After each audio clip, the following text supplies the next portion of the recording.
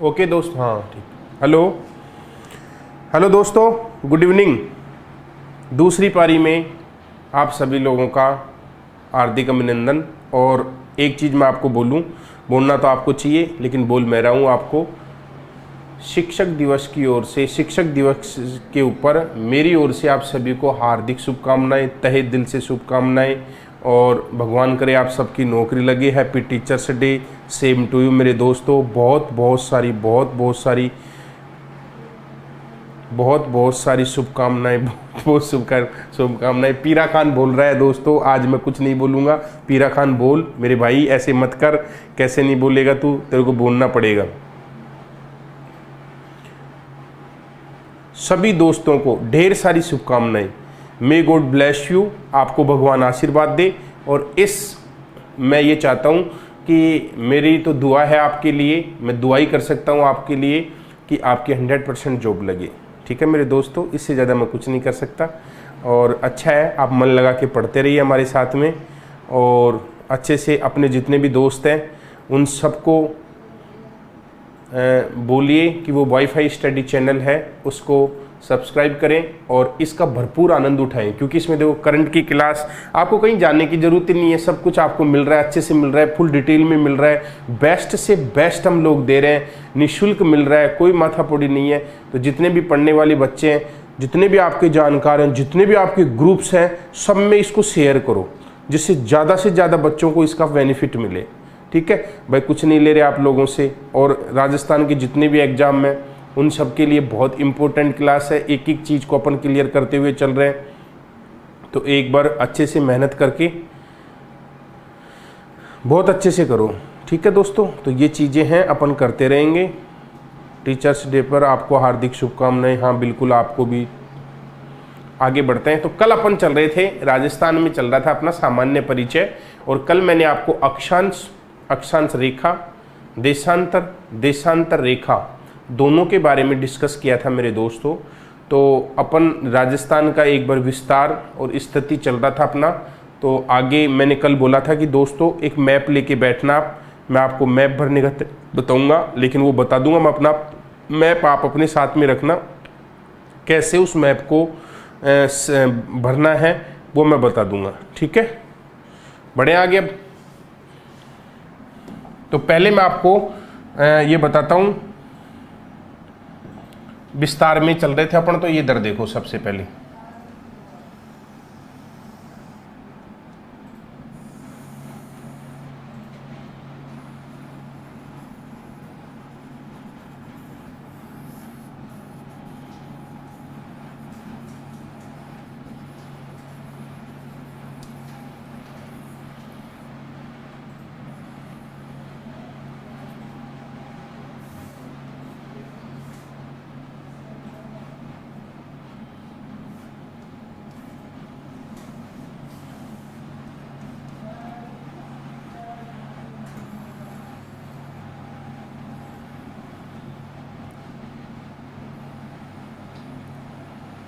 ये अपन ने एक राजस्थान बना लिया। ये आपको दिख रहा होगा राजस्थान जैसा भी बना है। और वर्ल्ड ज्योग्राफी की भी करेंगे मेरे दोस्त, वर्ल्ड ज्योग्राफी का भी करेंगे। DS गुनावत, बहुत थैंक यू आपको, बहुत दिल से शुभकामना। ठीक है, अब अपन विस्तार की बात कर रहे थे, राजस्थान के विस्तार की। तो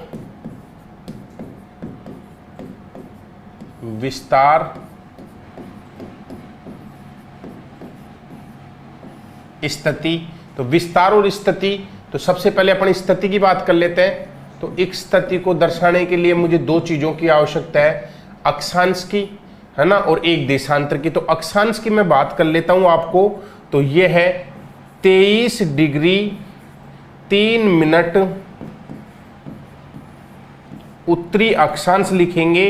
अब ये उत्तर ये भी समझा दूंगा आपको। उत्तरी अक्षांश से 30 डिग्री 12 मिनट उत्तरी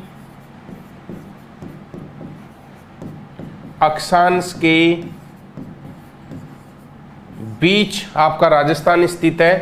ये लो, ये आपकी है 23 डिग्री 3 मिनट उत्तरी अक्षांश। अब यहां पे एक चीज देखो, आपको यहां पे अक्षांश लिखा हुआ मिलेगा, अक्षांश लिखा हुआ नहीं मिलेगा। और ये वाली जो आपकी है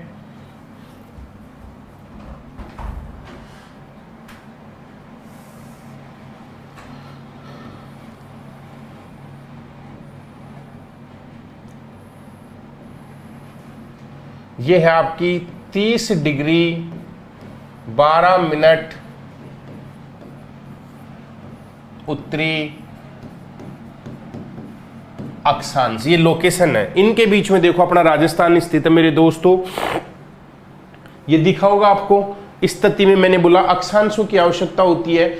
उत्तरी क्यों लिखा मैंने, तो उत्तरी के लिए भी मैं आपको बता देता हूं मैं उत्तर क्यों लिख रहा हूं। एक चीज देख लेना, उत्तर इसलिए लिखा मैंने, ये पृथ्वी है, ये 0 डिग्री अक्षांश रेखा है, इसके दक्षिण में 0 डिग्री के दक्षिण में से बोलेंगे दक्षिणी गोलार्ध, इसके उत्तर वाले पार्ट को बोलेंगे अपन उत्तरी गोलार्ध। हमारा भारत जो है हमारा यहाँ पे स्थित है, ये हमारा भारत है। तो भारत मेरे दोस्तों उत्तरी गोलार्ध में स्थित है, इसलिए अक्षांशों के साथ में उत्तरी शब्द लगेगा। दूसरी चीज मैं आपको बता दूं, ये है आपको 0 डिग्री देशांतर रेखा, हमारा भारत ये है। तो देशांतरों की दृष्टि से हमारा भारत पूर्वी भाग में स्थित है, पूर्वी गोलार्ध में स्थित है, इसलिए अपन देशांतरों के साथ में पूर्वी शब्द यूज करेंगे। समझ में आ गया है ना। तो इसलिए मैंने लिखा उत्तरी अक्षांश और उत्तरी अक्षांश। अब मैंने एक चीज यहाँ पे अक्षांश रेखा नहीं लिखी, ये आप याद रखना है, ठीक है।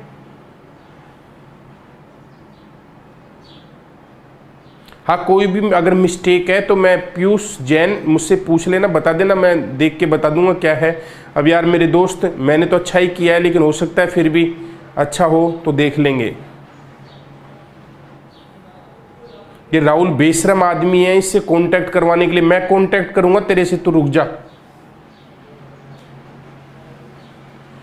तो ये देख लिया होगा आपने। अब बात करते हैं अपन देशांतर रेखाओं की बात करते हैं। तो देशांतर रेखाएं देखो, वो मैंने बीच में 0 डिग्री देशांतर रेखा खींची है। तो राजस्थान कितनी डिग्री देशांतर रेखाओं के बीच में है। एक प्रश्न तो आपको ये याद रखना है कि आप परीक्षा में प्रश्न पूछ लेता है, परीक्षा में यहां लिख रहा हूं मैं, परीक्षा में प्रश्न आता है कि राजस्थान का अक्षांशीय, राजस्थान का अक्षांशीय विस्तार है। ये क्वेश्चन कई बार आ जाता है मेरे दोस्तों। तो आपको क्या करना है, 30 डिग्री 12 मिनट में से 23 डिग्री 3 मिनट माइनस कर देना।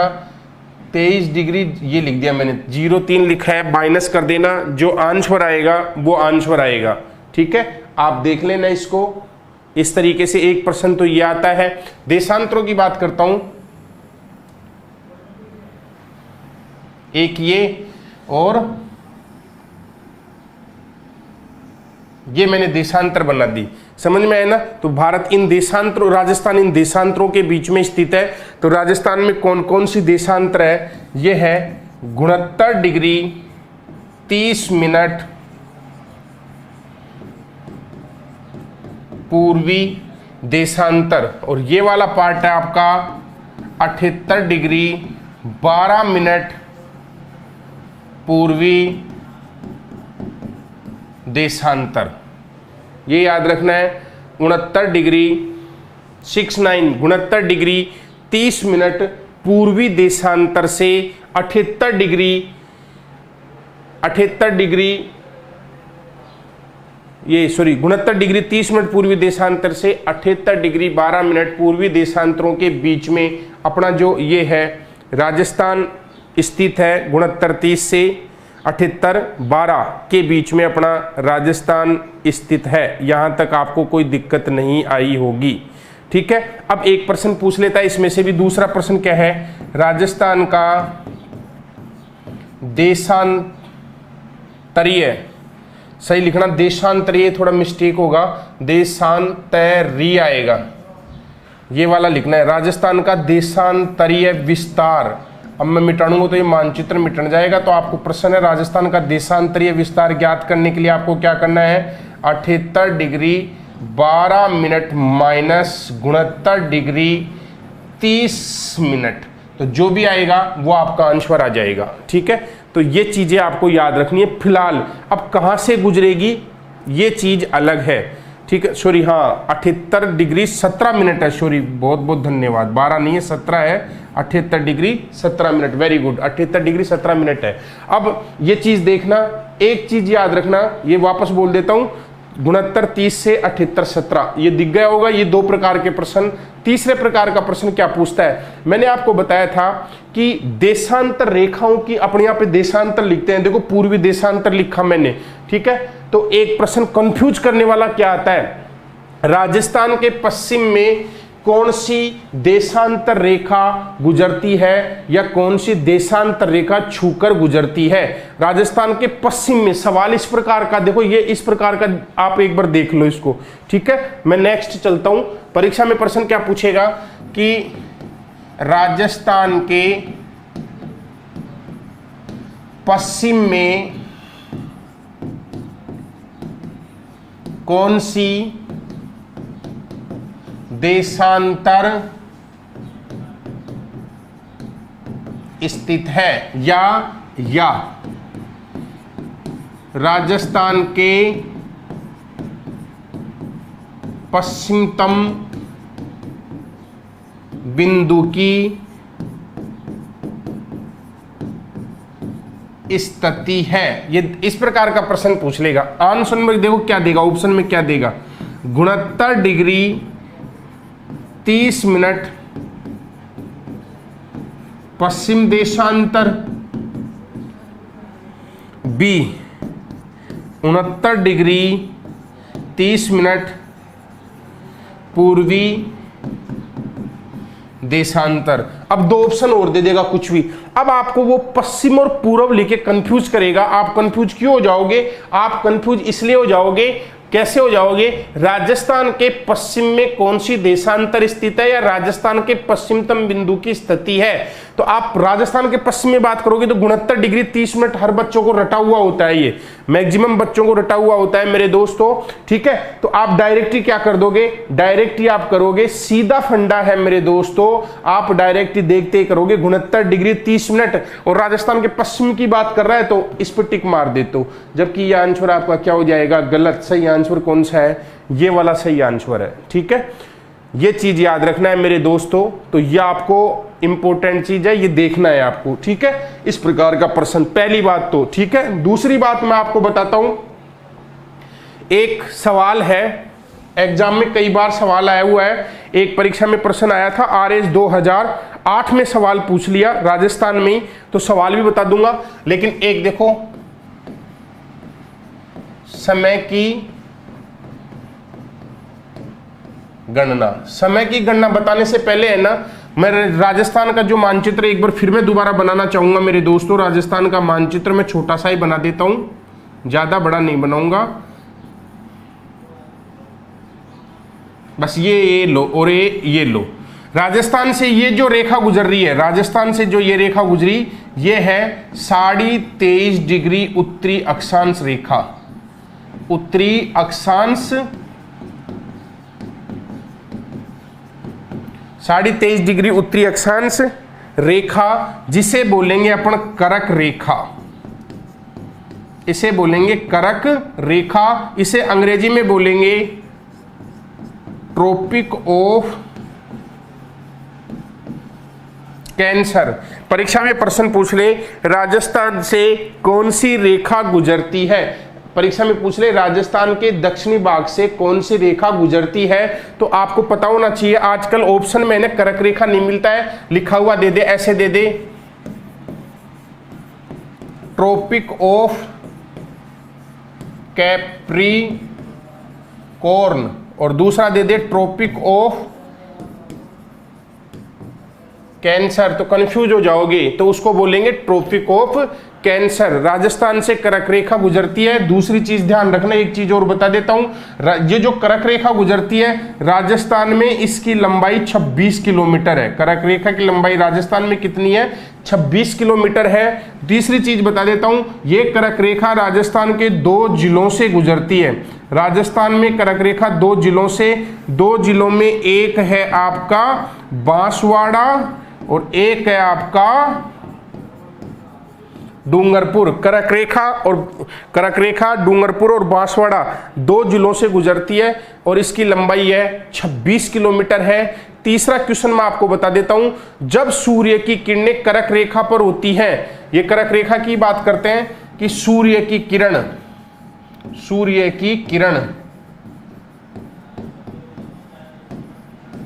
कर्क रेखा पर होती है, तो राजस्थान में तिरछी किरण राजस्थान के उत्तरी भाग में होंगी। राजस्थान के कौन से भाग में पड़ेंगी? उत्तरी भाग में पड़ेंगी। और उत्तरी भाग में कौन से जिले आते हैं आपके? गंगानगर और हनुमानगढ़।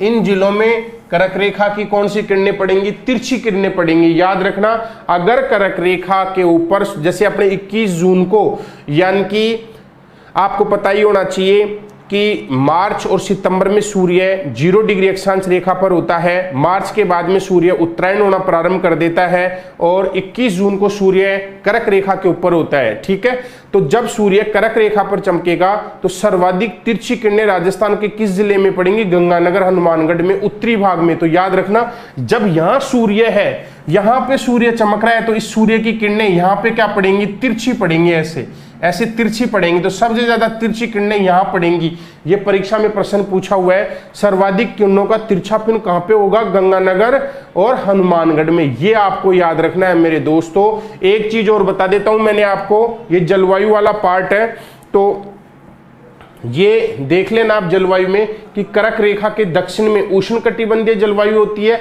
और कर्क रेखा के उत्तर में उपोष्णकटिबंधीय जलवायु होती है। समझ में आए ना?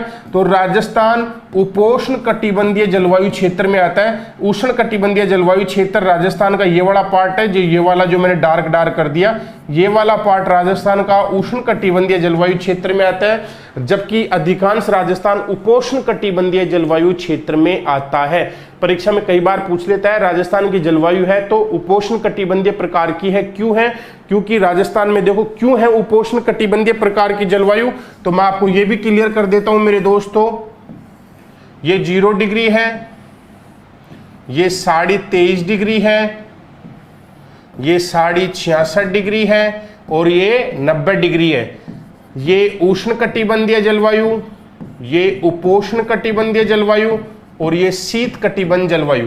तो याद रखना, 23.5 के नीचे जो जलवायु आएगी वो उष्णकटिबंधीय आएगी और 23.5 से ऊपर जो जलवायु होगी वो उपोष्णकटिबंधीय प्रकार की जलवायु होगी मेरे दोस्तों। तो राजस्थान का अधिकांश भाग उपोष्णकटिबंधीय जलवायु में आता है। ये आपको क्लियर हो गया होगा, ये सारी चीजें याद रखना इसमें। अब राजस्थान की जो पूरब और पश्चिम अक्षांश, पश्चिमतम बिंदु क्या है? राजस्थान का उत्तरतम बिंदु कौन सा है? दक्षिणतम बिंदु कौन सा है? तो मैं बताऊंगा। उससे पहले ये आपको ये क्लियर हुआ होगा खाका। ये समझ में नहीं आया हो तो मुझे दोबारा पूछ सकते हो। कोई समस्या हो तो आपको सहर्ष आपको पूछने का अधिकार है। ठीक है, बढ़ो आगे।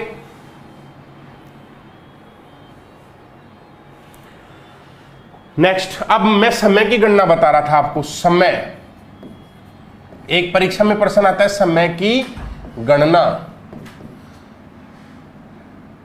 समय की गणना कैसे की जाती है मेरे दोस्तों? समय की गणना के लिए है ना, आप आराम से देखो समय की गणना कैसे की जाती है। तो समय की गणना के लिए मुझे आवश्यकता है देशांतरों की, यानी कि देशांतर रेखाओं की आवश्यकता होती है। देशांतर रेखाओं की आवश्यकता होती है। समय की गणना के लिए मुझे आवश्यकता किसकी है? देशांतर रेखाओं की है। देशांतर रेखाओं की, समझ में है ना। और देशांतर रेखाओं के बारे में मैं आपको 2-3 चीज बता देता हूं। 2-3 चीज में सबसे पहले तो इनकी जो पहली विशेषता है देशांतर रेखाओं की, वो पहली विशेषता क्या है कि देशांतर रेखा है, दो देशांतर रेखाओं के बीच की जो दूरी होती है, बीच की दूरी वो गोर कहलाती है। दो देशांतर रेखाओं के बीच की दूरी को हम क्या कहेंगे, गोर कहेंगे। दूसरी चीज बता देता हूं कि दो देशांतर रेखाओं के बीच में जो दूरी होती है वो होती है 111.32 किलोमीटर। 111.32 किलोमीटर होती है। दो देशांतर रेखाओं के बीच की दूरी को गोर कहते हैं। दो देशांतर रेखाओं के बीच में जो डिस्टेंस होती है वो 111.32 किलोमीटर होती है। ये एक चीज मेरे को आपको मैं बता देता हूं अच्छे से, ठीक है। तीसरी विशेषता क्या है इसकी, ये देख लेना कि प्रत्येक देशांतर रेखा वृत्त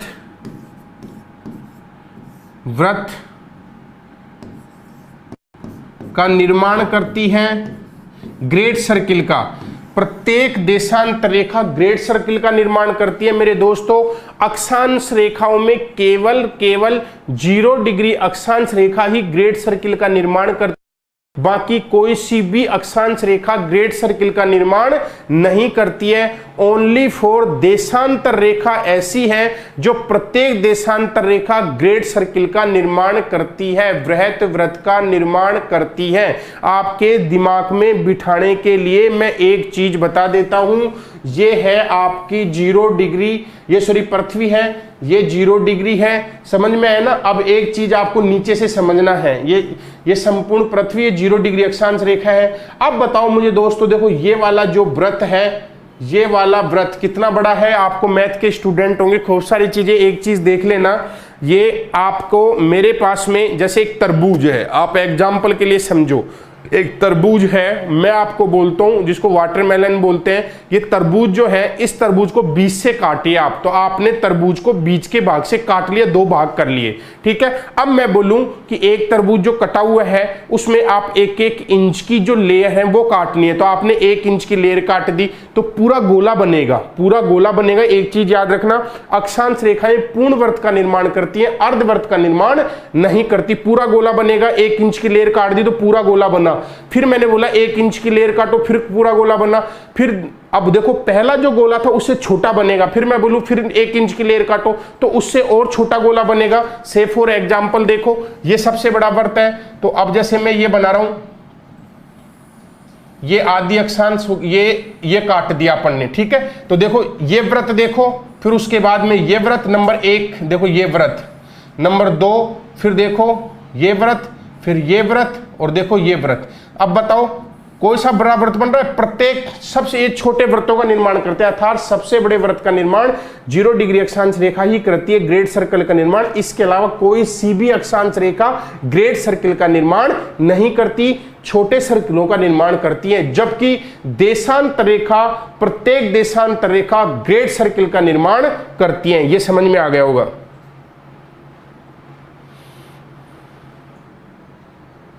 ये गलत है, राजस्थान में 85 किलोमीटर नहीं है कर्क रेखा की लंबाई, समझ में है ना। सुखविंदर सिंह, राजस्थान में कर्क रेखा की लंबाई 26 किलोमीटर मेरे दोस्त, 85 किलोमीटर नहीं है, 26 किलोमीटर है। 26 किलोमीटर ही आंसर आया था, ठीक है मेरे दोस्तों। चलो आगे, तो ये आपको एक क्लियर हो गया होगा। दो देशांतर रेखाओं के बीच की दूरी को गोर कहते हैं। दो देशांतर रेखाओं के बीच में 111.32 किलोमीटर की दूरी होती है। प्रत्येक देशांतर रेखा ग्रेट सर्किल का निर्माण करती है, ये आपको याद रखना है। और एक चौथी विशेषता याद रखना कि एक देशांतर रेखा से दूसरी देशांतर रेखा में सूर्य के प्रकाश को गुजरने में 4 मिनट का समय लगता है। एक देशांतर रेखा से दूसरी देशांतर रेखा में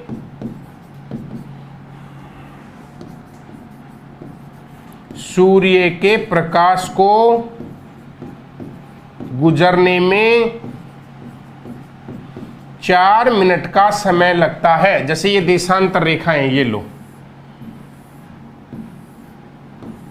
तो यहां अगर सूर्य है तो यहां से यहां जाने में, यहां से यहां जाने में, यहां से यहां जाने में, यहां से यहां जाने में, यहां से यहां जाने में, एक देशांतर से दूसरी देशांतर रेखा में गुजरेगा तो कितने मिनट का समय लगेगा? 4 मिनट का। फोटो हटा दो। 4 मिनट का समय लगता है, ये आपको याद रखना है। यहां तक समझ में आ गई होगी।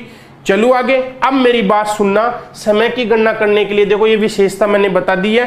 समय की गणना करने के लिए आपको देखो क्या करना पड़ेगा, एक चीज और देख लेना। ये आपकी 0 डिग्री देशांतर रेखा है। अगर कोई बंदा 0 डिग्री देशांतर रेखा के, ये है पूर्वी भाग और ये है आपका 0 डिग्री के देशांतर रेखा के ये पश्चिमी भाग है। अगर कोई बंदा इधर जाता है तो यहां पे याद रखना पूर्वी भाग में जाता है तो समय हमेशा जुड़ता है और इधर जाने पर समय हमेशा घटता है। ये चीज याद रखना, इधर माइनस इधर प्लस। आप संसार का मानचित्र की एटलस लेना, एटलस देखोगे ना तो उस एटलस में लिखा हुआ मिलेगा आपको, एटलस में आपको लिखा हुआ मिलेगा। इधर एटलस में देखना ऐसे प्लस प्लस लिखा हुआ है 0 डिग्री के इधर इधर, और इधर जाओगे तो एटलस में ऊपर ऊपर देखना ऐसे माइनस माइनस लिखा मिलेगा आपको। इसका मतलब यह है कि इधर जाने पर समय माइनस होता है, उधर जाने पर समय हमेशा जुड़ता है। ठीक है, ये चीजें क्लियर हो गई है आपको। अब आपको मैं बताता हूं, आगे की मैं बात करता हूं। एक सवाल देखो, सवाल किस प्रकार का प्रश्न आता है। प्रश्न आता है, यदि 0 डिग्री देशांतर रेखा पर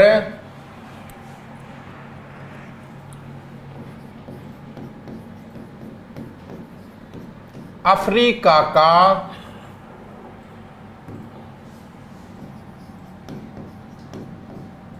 घाना, अफ्रीका का घाना स्थित है,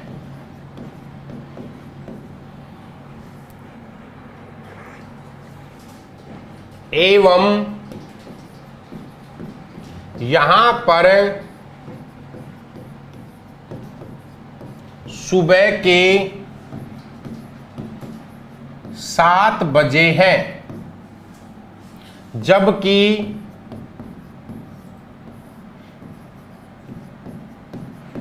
दूसरा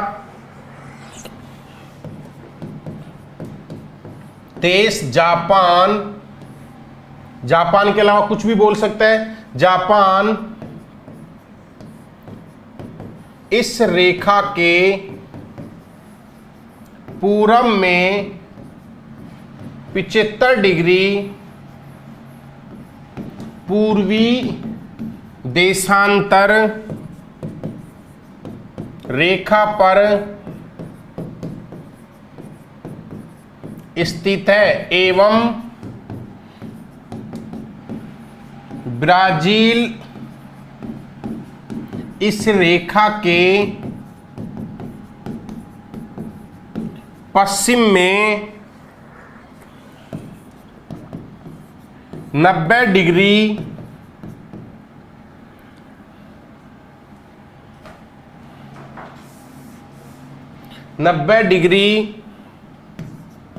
पश्चिम देशांतर रेखा पर स्थित है, तो जापान व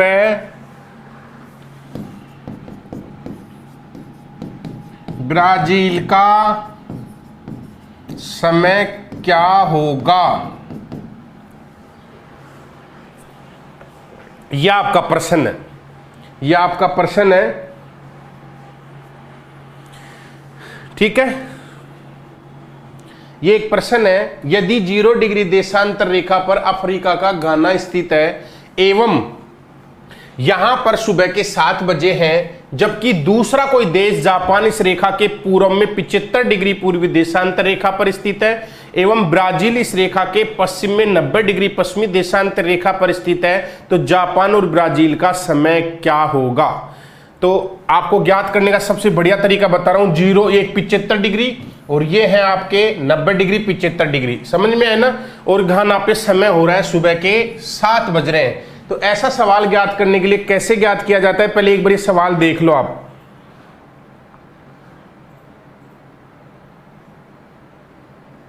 अरे तो 85 नहीं है यार, शिव ये क्या नाम है, सुखविंदर, मैंने 10 बार बता दिया आपको 26 किलोमीटर है। एक बार खोपड़े में बिठा लो ना, बार बार क्यों पूछ रहा है? 85 किलोमीटर का कौन सा सवाल आया हुआ है, किस में आया हुआ है? राजस्थान में ओनली फॉर 26 किलोमीटर है, ठीक है। एक बार बता दिया, दोबारा मत पूछो, घोचे मत करो, मैंने समझा दिया आपको। ननद भाई की तरह घोचे मत किया करो, ये कमेंट करते रहते हो, चटाचाटी करते रहते हो। देखो इसको समझो आराम से, बहुत सारे बच्चों का आंसर आ रहा है, बहुत वेरी गुड।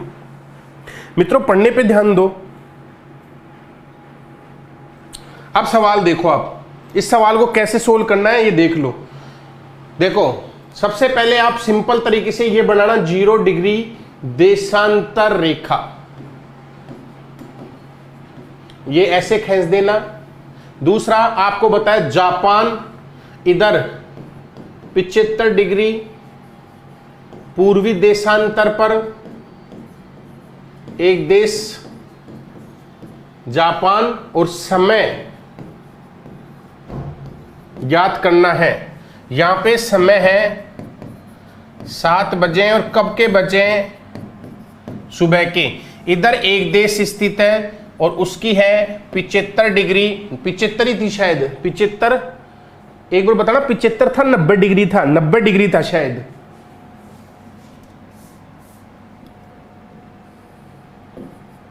नब्बे डिग्री पश्चिम देशांतर, 90 डिग्री लिखा होगा मैंने, ठीक है। तो अब यहां का समय, यहां का भी समय मुझे पता नहीं, ज्ञात करना है, ठीक है। अब ज्ञात करने का सबसे बेस्ट तरीका मेरे दोस्तों, बहुत सारे बच्चों का समय आ गया, वेरी गुड। अब मेरी बात सुनो, ज्ञात करने का सबसे बेस्ट तरीका देखो, इधर समझना है आप लोगों को। मैंने अभी 2 मिनट पहले बताया था कि एक देशांतर से दूसरे देशांतर में सूर्य के प्रकाश को गुजरने में 4 मिनट का समय लगता है। तो 1, फिर 2, 3, 4, 5, 6, 7, 8, 9, 10, कुल कितने देशांतर पार कर रहा है सूर्य के प्रकाश? 75 अक्षांश पार कर रहा है। कितने कितनी कर रहा है? 75 देशांतर पार कर रहा है सूर्य का प्रकाश। तो देखो ज्ञात करने का कैसे, सीधा फंडा है कि सूर्य के प्रकाश को लगा समय, तो देखना एक को पार करने में 4 मिनट, एक देशांतर को पार करने में कितनी मिनट लग रही है? 4 मिनट। तो कितने को पार कर रहा है वो? 75 को पार करने में 75 मल्टीप्लाई 4, तो गुणा करो कितने आ जाएंगे? 5 चौक 20, बच गई 2 और 7 चौक 28, 300 मिनट आ गई दोस्तों। सूर्य के प्रकाश को पार करने में कितने मिनट लगेंगे? 300 मिनट लगेंगे मेरे दोस्तों। अब ये मिनट अपन को घंटे में बदलना होता है, तो घंटे में बदलने के लिए 300 में घंटे का भाग दे दो, यानी कि मिनट का भाग दे दो, 300/60। समझ में आया ना? ये भी मिनट, ये भी मिनट, तो घंटे के लिए 300/60, ये बिंदी से बिंदी कट गई और 6 पंजो 30, कितने घंटे आ गए? 5 घंटे आ गए। अब क्या बताया था मैंने अभी कि अगर 0 डिग्री देशांतर से पूर्व की ओर जाते हैं समय हमेशा जुड़ता है, तो अपने पास में समय क्या आ गया? 5 घंटे। यहां कितने बज रहे हैं? 7 बज रहे हैं, तो 7 में 5 जोड़ना है, तो 8, 9, 10, 11, 12। समझ में है ना? तो अब देखो वापस जोड़ रहा हूं, 7 में 8, 9, 10, 11, 12, 7 और 5 12। यहां पे कितने बजेंगे? 12 बजेंगे। अब 12 दोपहर के बज रहे हैं या रात के नहीं बजेंगे। क्यों? क्योंकि यहां सुबह के 7 बज रहे हैं। यहां सुबह के कितने बज रहे हैं? 7 बज रहे हैं मेरे दोस्तों। तो आपको समझ में आया कि नहीं आया? 6 का भाग देंगे तो 6 पंजो 30 ही तो होंगे मेरे भाई। 6 6 36 कहां से कर दिया आपने? समझ में आ गया होगा। 7 और 5 12 बज गए यहां तक। चलो आगे। अब इधर की बात कर लेते हैं, ये समझ में आ गया होगा। इधर का कैसे ज्ञात करेंगे? सेम वही तरीका। देखो इधर एक देशांतर से दूसरे देशांतर में कितने मिनट? 4 मिनट, कितनी देशांतर 90 मल्टीप्लाई 4 इजगल टू 9 चौक 36, 360 आ गई अपने पास में मिनट। इनको बदल दो घंटे में, घंटे में बदलने के लिए अपन को वही 6 छंग 36, अब आ गए 6 घंटे। मैंने बताया था भी ये 6 घंटे आ गए मेरे दोस्तों, तो मैंने बताया था कि पश्चिम में समय हमेशा घटता है, तो 6 घंटे इसमें से माइनस करना है। तो अब मुझे ऐसे गणित मेरी कमजोर होता है, 6 घटा लो, ऐसे देखो, ऐसे 6 घटाएंगे, वापस मैं दिखा रहा हूं आपको, 6 में से 7 है तो 6, फिर 5 बजेंगे, फिर 4 बजेंगे, फिर 3 बजेंगे, फिर 2 बजेंगे और फिर रात का 1 बजेगा। समझ में आया ना? तो यहां पे समय होगा रात का 1। अब AM होगा PM होगा बताओ? तो ये होगा रात का 1 AM, 1 AM, ये रात का 1 AM होगा। PM कहां से होगा? AM होगा मेरे भाई। ये समझ में आया आपको? ये सवाल समझ में आ गया है क्या?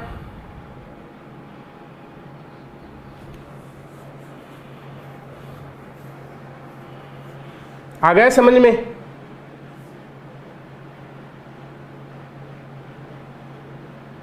अरे यस नो तो बता दो।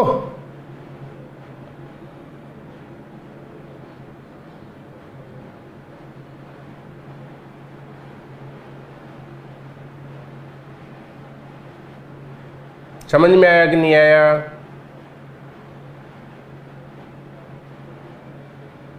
अब दूसरा तरीका, ठीक है, थैंक यू, समझ में आया। दूसरा तरीका, इसी सवाल को दूसरी तरीके से कैसे पूछता है वो, दूसरी तरीके से कैसे पूछेगा आपसे एग्जाम में मेरे दोस्तों।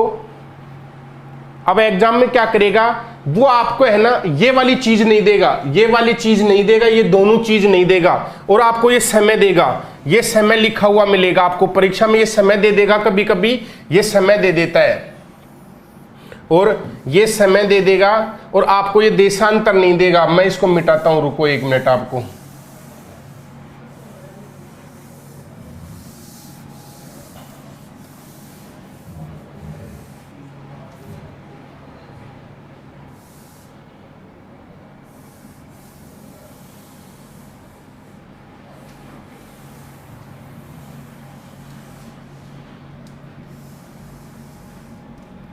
अब आपको क्या करना है, अब आपको सवाल देखो चेंज हो गया, सवाल चेंज हो गया, और अब सवाल इस प्रकार का होगा।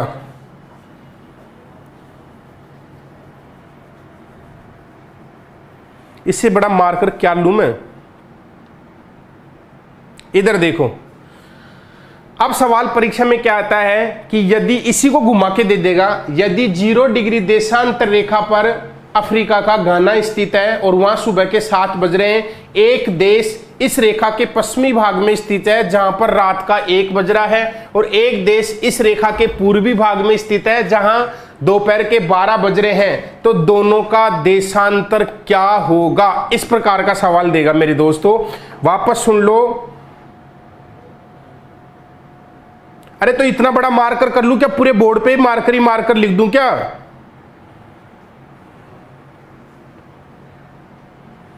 ठीक है, ऐसे से इसमें आते हैं। पूछ रहा है एक बच्चा मेरे से कि गुरुदेव आपका नाम क्या है? इस पे इसमें जो ये क्लास है इसके ऊपर लिखा हुआ है राजस्थान की जीके जीएस 22 खालिस्तान लिखा हुआ है, तो वहां मेरे भाई पढ़ लेना इसको।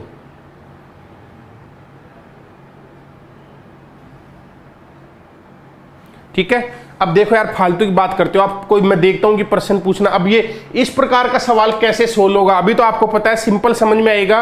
परीक्षा में अगर प्रश्न पूछ ले, अगर कोई बच्चा प्रश्न लिखना चाहे तो लिख सकता है, यदि कोई अफ्रीका का घाना 0 डिग्री देशांतर रेखा पर स्थित है एवं वहां सुबह के 7 बजे हैं, एवं दूसरा स्थान इस रेखा के पूरब में स्थित है जहां दोपहर के 12 बजे हैं, जबकि एक स्थान इसके पश्चिम में स्थित है जिस पर रात के 1 बजे हैं, तो वो दोनों स्थान कितनी डिग्री देशांतर रेखा पर होगा? कुछ नहीं करना, आपको ये देखना है, सिर्फ ऐसा सवाल आए तो क्या करना है, ये देखना है यहाँ पे कितना बज रहा है सुबह के 7 और यहाँ पे कितना बज रहा है 12, तो आपको क्या ज्ञात करना है? सबसे पहले ज्ञात करना है समय का अंतर। समय का अंतर ज्ञात करना है, तो यहां सुबह के 7 और यहां रात के 12, तो दोनों में देखो कितने घंटों का अंतर है, 5 घंटों का अंतर है। कितने घंटों का अंतर है दोस्तों? 5 घंटों का अंतर है दोनों में। क्लियर हो गया होगा। अब इन घंटों को बदलो सबसे पहले मिनट में। तो घंटों को मिनट में बदलने के लिए 5 मल्टीप्लाई करना पड़ेगा 60। तो 6 पंजो कितने आ गए? 300 आ गए। 6 पंजो 30, यानी कि 300 मिनट आ गई आपके पास में। कितनी मिनट आ गई? 300 मिनट आ गई। और 300 मिनट आ गई तो मैंने अभी बताया था कि एक देशांतर से दूसरे देशांतर में सूर्य के प्रकाश को गुजरने में 4 मिनट का समय लगता है। टोटल सूर्य का प्रकाश इस देशांतर रेखा में गुजरने में कितने समय ले रहा है? 300 मिनट का समय ले रहा है। तो मैंने अभी बताया 300 में 4 का भाग दे दो, 4 मिनट। तो देखो कितने आएंगे? 7 चौक 28, बच गए 2 और 5 चौक 20। 75 डिग्री देशांतर रेखा आ गई। यहाँ पे समझ में आया ना? जो अभी बताया, जो 75 डिग्री देशांतर रेखा आ गई, वो तो आपको पहले ही पता था, लेकिन याद करने का तरीका भी तो होना चाहिए ना आप लोगों को। ठीक है,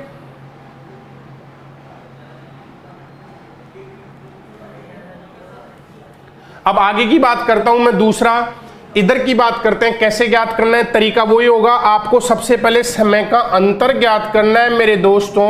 और समय का अंतर ज्ञात करने के लिए देखो कितने घंटों का अंतर है दोनों में, 7 बजे में और 1 बजे में। तो आपको पता ही है 6 घंटों का अंतर है। और 6 घंटों को मिनटों में बदलने के लिए 6 मल्टीप्लाई 60 करना पड़ेगा। 6 छंग 36 होते हैं मेरे दोस्तों, 360 हो गई। 360 मिनट आई है, इसमें 4 का भाग देना पड़ेगा। तो भाग दोगे 4 का, तो देखो 9 चौक 36, यानी कि डायरेक्ट ही कितनी डिग्री आ रही है? 90 डिग्री आ रही है।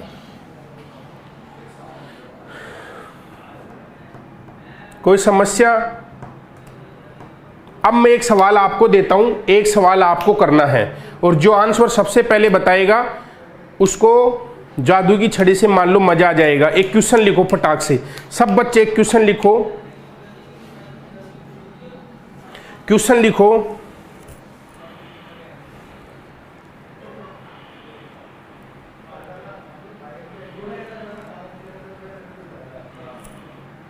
क्वेश्चन बोल रहा हूं। भारतीय मानक समय 6:15 बजे पर, क्वेश्चन है मेरा, भारतीय मानक समय IST, भारतीय मानक समय क्या है? IST, Indian standard time. Indian standard time, भारतीय मानक समय 6:15, यानी कि 6:15 बजे पर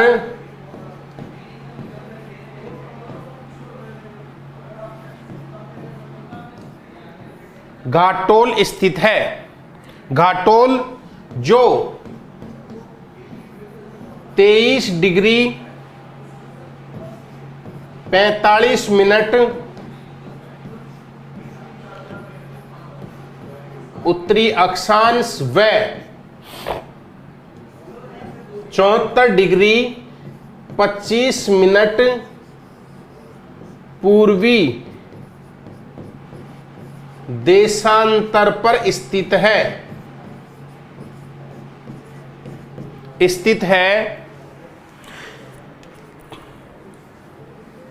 तो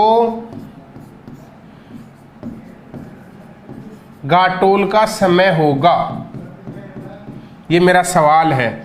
तो घाटोल का समय होगा। मैं आपको बता देता हूं, कंफ्यूज होने की आवश्यकता नहीं है। आपको कंफ्यूज मत होना। सिर्फ आपको अक्षांश से कोई मतलब नहीं है, आपको सिर्फ देशांतर से मतलब है। और मैंने बोला भारतीय मानक समय यानी कि IST, इंडियन स्टैंडर्ड टाइम के अनुसार, या इंडियन स्टैंडर्ड टाइम पर 6:15 यानी कि 6:15 हुई है। और 6:15 पर घाटोल का समय है। ये समझ में आया ना? और ये IST से निकालना है, भारतीय मानक समय 6:15 पर घाटोल जो कहां पे है? 74 डिग्री 25 मिनट पूर्वी देशांतर रेखा पर स्थित समय क्या है? और ये IST का समय है। IST पर कितने बजे हैं? 6:15। और घाटोल का समय ज्ञात करना है आपको। वापस बोलता हूं, भारतीय मानक समय यानी कि IST पर 6:15 हुई है। समझ में आया ना? और घाटोल जो 23 डिग्री 45 मिनट अक्षांश वह 74 डिग्री 75 मिनट पूर्वी देशांतर पर स्थित है, तो घाटोल का समय क्या होगा? घाटोल का समय क्या होगा? कौन बताएगा इसको? जो पहले बताएगा उसी को चॉकलेट।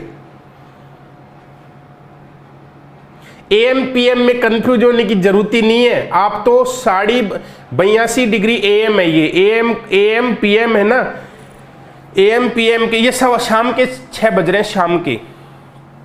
ये लो पीएम, बस गलत। मैं वापस बोल रहा हूं, समझ में नहीं आया हो तो घाटोल भारतीय मानक समय यानी कि IST पर 6:15 बज रहे हैं, समझ में आया ना। और इस रेखा से पूर्व में एक स्थान स्थित है जिसका नाम है घाटोल, और उसका देशांतर है 74 डिग्री 25 मिनट पूर्वी देशांतर। तो इस पर समय क्या होगा ये देखना है आपको।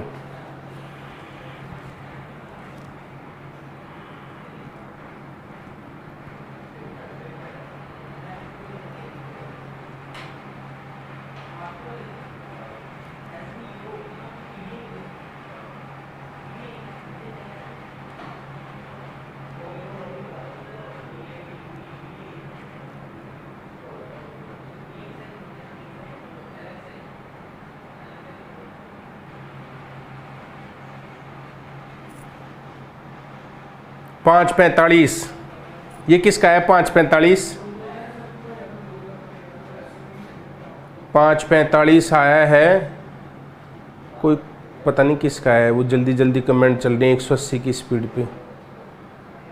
5:40-45 ये बिल्कुल सही आंसर है इसका। 5:42-40 ये करेक्ट आंसर है। 5:42-40 evening. Rajkumar Yadav, very good बेटा राजकुमार यादव, तूने उस बुक में से टीप लिया। ये राजकुमार यादव ने बुक में से टीप के है ना आंसर निकाल दिया एज इट इज।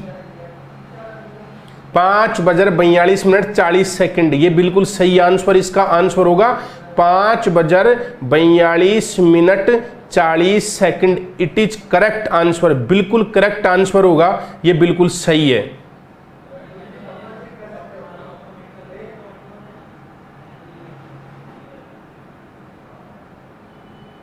देखो अब कैसे ज्ञात करना है यार, बिल्कुल सिंपल है। IST लिखा हुआ है, या IST का मतलब है 82.5 डिग्री पूर्वी देशांतर रेखा, और 82.5 पर बज रहे हैं 6:15 6:15 और कब के हैं? इवनिंग के हैं, ठीक है। अब दूसरा 74 डिग्री 25 मिनट पर है, तो आपको घटाना है 74, देखो 42 डिग्री 30 मिनट में से 74 25 घटाना है। अक्षांशों का अंतर बताओ कितना, सॉरी देशांतरों का अंतर, ये आ गया, ये देशांतरों का अंतर आ गया, ठीक है। देशांतरों का अंतर आ गया, देशांतरों का अंतर बताओ कितना आया, बताओ देशांतरों का अंतर घटा के इसमें से। अरे सिंपल सिंपल घटा लो, 74 में से तो 6 और 8 डिग्री 5 मिनट के लगभग आया होगा। मेरी मैथ कमजोर है, तुम देख लेना, ठीक है। 8 डिग्री 5 मिनट के लगभग आया होगा।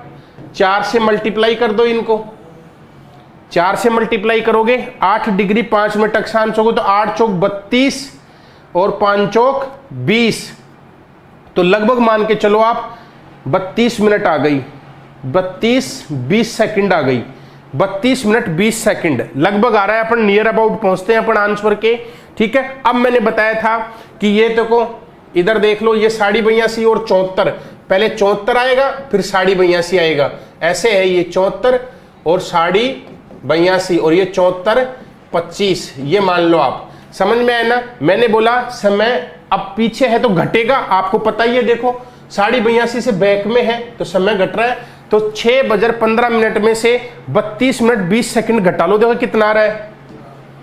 6:15 में -32 माइनस करो तो कितना आता है?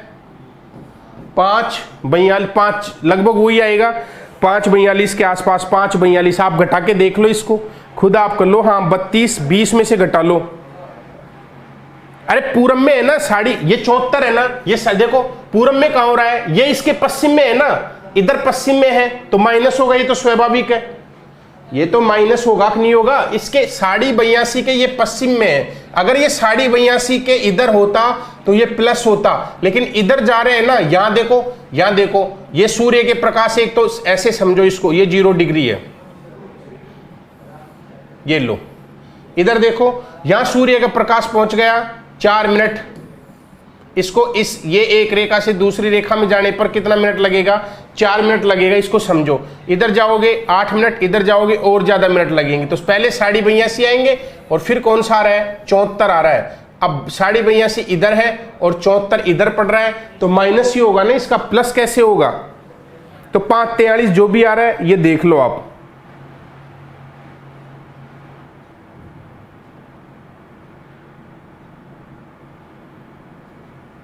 आ गया होगा समझ में यार, अभी ये तो क्लियर हो गया।